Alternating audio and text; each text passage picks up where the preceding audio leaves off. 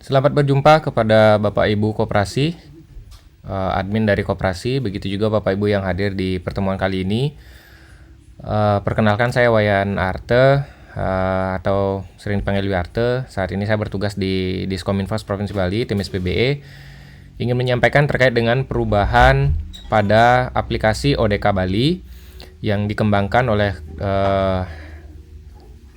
Dinas Kominfos bekerja sama dengan Dinas Koperasi dan UMKM Provinsi Bali, di mana pada saat ini aplikasi ODK Bali sudah diintegrasikan dengan Madein Bali dan juga Bali Satu Data. Nah, apa yang Bapak Ibu lihat pada halaman ini mungkin sudah tidak asing lagi. Ini merupakan halaman login. Seperti biasa, saya akan login menggunakan salah satu akun dari Koperasi ya. Di sini akan ada keamanan untuk CAPTCHA. Tinggal kita isi sesuai dengan yang diminta. Kemudian tekan login setelah setelah mengisi username password yang benar. Nah, biasanya ketika Bapak Ibu login, ya para admin koperasi biasanya menemukan halaman dashboard dan banyak menu di sebelah kiri sini.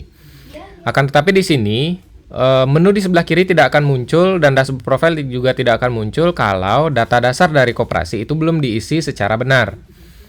Nah, data dasar itu meliputi bentuk koperasi, jenis koperasi ya, kemudian data koordinat kantor, email, kemudian kabupaten kota, kecamatan, desa kelurahan, dan desa adat. Hal ini dimaksudkan untuk memposisikan data koperasi Bapak Ibu ke pembina yang benar gitu ya. Nah, karena kalau misalnya Bapak Ibu memilih kabupaten yang tidak sesuai dengan domisili koperasi Bapak Ibu, atau misalnya bentuk koperasinya tidak sesuai dengan bentuk koperasi Bapak Ibu, maka dia bisa jatuh ke pembina yang keliru, bisa ke beda kabupaten ataupun ke beda tingkat gitu ya.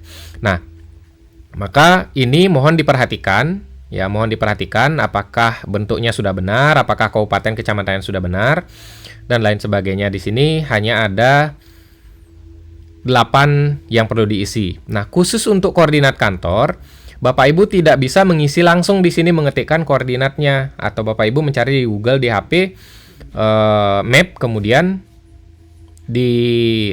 diisi di sini, tidak bisa. Bapak Ibu dipermudah dengan tombol ini, pick ya. Bapak Ibu bisa klik pick, kemudian di sini Bapak Ibu ketikkan koperasinya ya, nama koperasi atau nama daerah yang tercatat di Google gitu ya. Misalnya saja saya isi dengan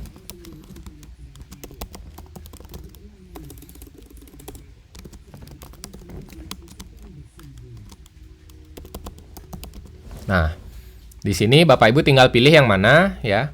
Bisa klik dengan menggunakan arah tombol atas bawah dari keyboard, atau bisa ditunjuk. Nah, di sini bisa dipilih salah satu, misalnya yang ini saya klik. Nah, otomatis si poin koordinat akan menunjukkan yang di sini ya, yang ditunjuk. Nah, jika dirasa kurang pas, Bapak Ibu bisa zoom terlebih dahulu, kemudian geser sesuai dengan kondisi atau alamat realnya gitu. Nah, kalau misalnya ini tidak bekerja, Bapak Ibu bisa klik cari untuk memastikan. Nah, seperti itu. Jadi dia akan berpindah memastikan di titik lokasi estimasi di mana tempat itu berada. Nah, kalau sudah memilih seperti ini, Bapak Ibu tinggal klik pilih, jangan di close. Kalau di close nanti datanya tidak masuk, Bapak Ibu. Klik pilih.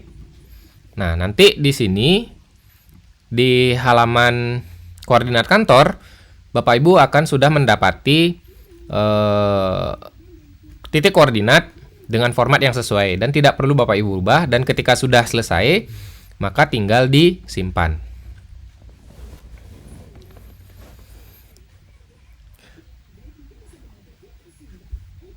Kita tunggu sejenak.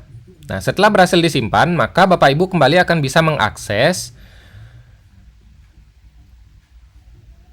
menu-menu yang Bapak Ibu bisa isi di halaman ODK Bali gitu ya. Nah, di sini pun Bapak Ibu masih bisa merubah informasi dasar dan lain sebagainya yang diperlukan jika memang belum sesuai.